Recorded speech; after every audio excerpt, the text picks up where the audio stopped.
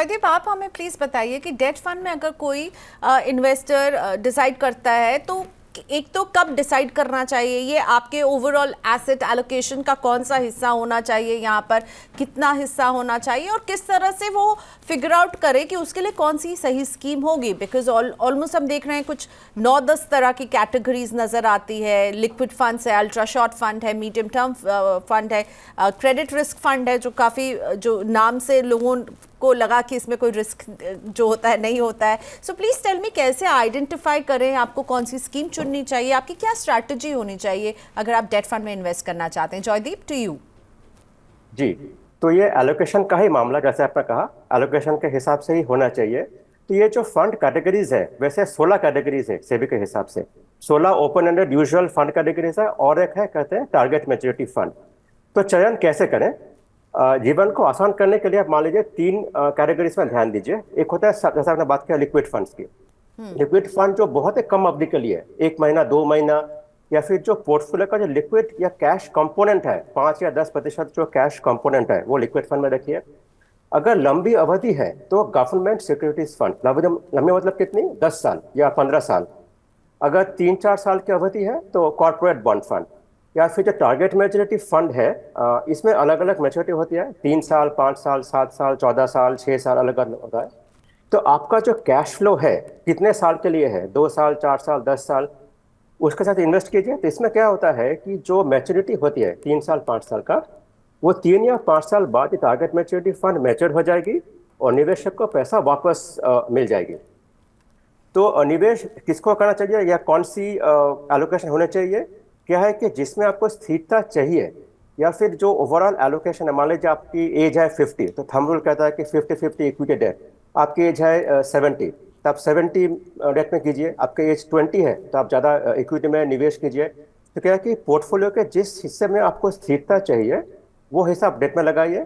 और डेट में भी जो आपका अलग अलग कैश फ्लो का होराइजन है, 2 महीना, 1 साल, 5 साल, 10 साल, वो अवधि के हिसाब से, हम लोग कहते हैं टाइम होराइजन, वो अवधि के हिसाब से आप अपने फंड की चयन कर सकते हैं। ओके, तो बेसिकली आपके पास कितना टाइम है निवेश करने के लिए, उस हिसाब से आपको डेट फंड चुनना चाहिए। I am sure Jaydeep sir, आपके पास ये बहुत लोग पूछते होंगे कि मैं डेट फंड की जगह बैंक एफडी में क्यों नहीं इन्वेस्ट कर दूं। मैं डेट फंड में मुझे तो रिटर्न भी जो है थोड़ा म्यूटेड मिलेगा एज कम्पेयर टू इक्विटी, तो फिर मैं क्यों म्यूटेड रिटर्न के लिए जाऊँ, मैं इक्विटी में क्यों नहीं निवेश कर दूँ। तो ये जो कंपेरिजन वाले जो सवाल होते हैं, उनमें आप क्या बताते हैं, वाई डेट फंड जो है वो बैंक एफडी से बेटर है और इक्विटी से ये कहां बेटर हो जाता है? ओके, तो इसमें पहले मेरे पास 2 जवाब होते थे। अभी एक निकल गया, जैसे मोहित ने कहा, जो टैक्स बेनिफिट इन्वेस्टेशन वो तो निकल ही गया। अभी क्या है, देखिए, अगर आप मार्केट को सही तरह से पकड़ पाए तो आपको बैंक एफडी से ज्यादा मिल सकता है। कैसे?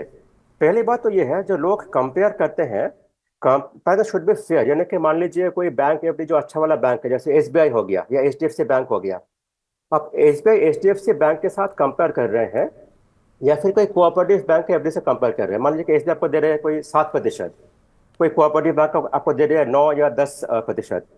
तो कंपैरिजन फेयर होना चाहिए। आप देखिए कि एसबीआई से आपको कितना मिल रहा है, और कोई भी डेट म्यूचुअल फंड है कितना मिल रहा है, कितना मिलने का चांसेस है।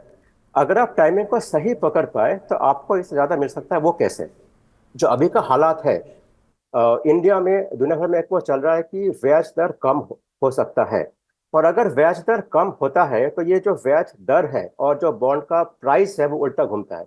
यानी कि ब्याज दर कम हुआ, जो बॉन्ड का भाव है या जो म्यूचुअल फंड का जो एनएवी है वो ऊपर जाएगा।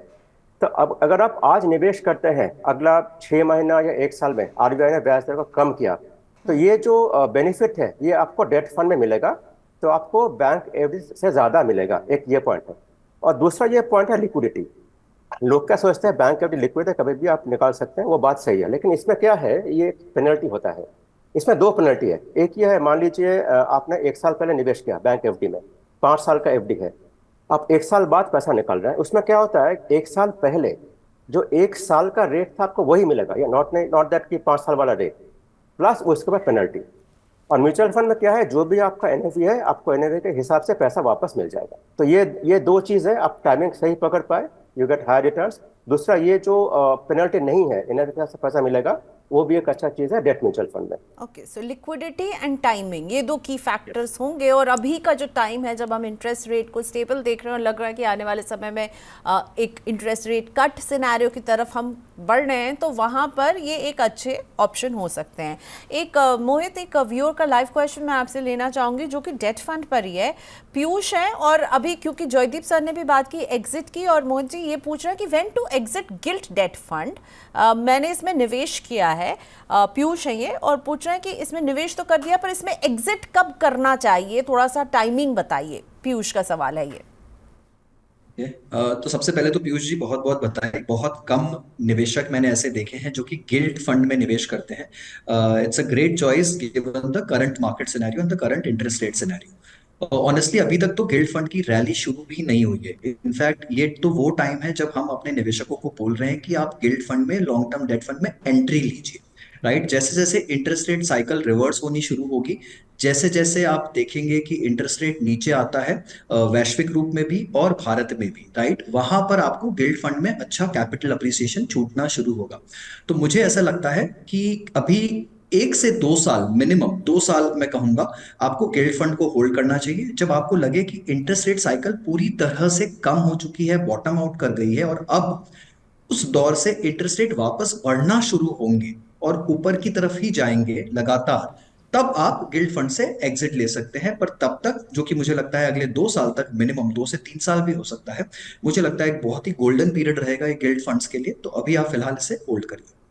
ओके, सो बिल्कुल पीयूष, आपने सही टाइमिंग चुनी। अगर आपने अभी निवेश किया है तो मोहित कह रहे हैं आपने सही टाइम पे इसमें निवेश कर दिया है, और एग्जिट करने के लिए अभी आपको जो है 2 साल तो आप एकदम इसमें बने रहिए। अब मोहित, आपको क्या लगता है, क्या डेट फंड्स में, जैसे ये गिल्ट फंड है, या फिर जैसे जयदीप सर अभी बात कर रहे थे कि हमको इंटरेस्ट रेट सिनेरियो को थोड़ा वॉच करना है यहाँ पर, ऐसे में अगर this is the right time जैसा कि आप कह रहे हैं, तो क्या लमसम इन्वेस्टमेंट करने के लिए ये सही समय रहेगा, या आप अभी भी कहेंगे सिप के जरिए जो लोग करना चाहते हैं उनको आप क्या कहना चाहेंगे कि लमसम कीजिए, और लमसम अगर करना है तो किस तरह के डेट फंड में आप निवेश करने की सलाह देंगे? देखिए प्रियंका, जहां तक डेट फंड में निवेश का सवाल है, मुझे वैसे भी एसआईपी का माध्यम इतना ग्रेट नहीं लगता है डेट फंड में निवेश के लिए, अनलेस कि आपकी जो इनकम है वो ही बोलते हैं रेगुलर है या फिर मंथली है, तो फिर आपके पास कोई उपाय नहीं। और अगर लमसम नहीं है निवेश करने के लिए, तब फिर आपको एसआईपी के जरिए जाना ही पड़ेगा। बट डेट में मार्केट टाइमिंग कर कर आप बहुत ज्यादा गेन नहीं कर पाएंगे, बिकॉज डेट में आप हर दिन जो निवेश नहीं करते हैं, आप एक कूपन मिस करते हैं, एक अक्रूवल यील्ड को मिस करते हैं। राइट, तो जितना आप टाइमिंग से बना पाएंगे उतना ही आप अक्रूवल में छोड़ देंगे। तो मेरा ये बहुत ही क्लियर थॉट है कि डेट में अगर पैसा है तो लमसम ही निवेश करना चाहिए, पहली बात। दूसरी बात ये कि अगर आपको अभी फिलहाल के दौर में डेट में जाना है, तो दोनों ही तरह के डेट निवेश काफी अच्छे लग रहे हैं। एक तो बिल्कुल शॉर्ट एंड, क्योंकि यील्ड्स जो शॉर्ट एंड में है वो भी बहुत एलिवेटेड है। जो बैंकिंग सिस्टम है वहां पर लिक्विडिटी की फिलहाल कमी है, तो जो शॉर्ट टर्म यील्ड्स हैं वो ऑलमोस्ट 7 सवा 7 के आसपास चल रही है। तो आपके जो लिक्विड फंड्स हैं, मनी मार्केट फंड्स हैं, अल्ट्रा शॉर्ट टर्म फंड्स हैं, वो सब 7 से 7.5 के बीच में आपको फिलहाल रिटर्न दे रहे हैं। तो short end of the curve is very attractive. और जिसे डेट में 2 साल के लिहाज से निवेश करना है, एक छोटी अवधि नहीं बट 2 से 2.5 साल के लिहाज से निवेश करना है, तो वो बेझिझक होकर लॉन्ग टर्म डेट फंड यानी long end of the curve में जा सकते हैं। वहां पर आप long duration funds, long term debt fund या फिर गिल्ड फंड्स का चुनाव कर सकते हैं। यहां पर आपको अक्रूवल यील्ड के साथ साथ कैपिटल अप्रिसिएशन भी बनने की बहुत ज्यादा चांसेस हैं। तो जो आपके डेट फंड्स हैं उनका रिटर्न काफी हद तक डबल डिजिट हो जाएगा अगले 1 से 2 साल के बीच में।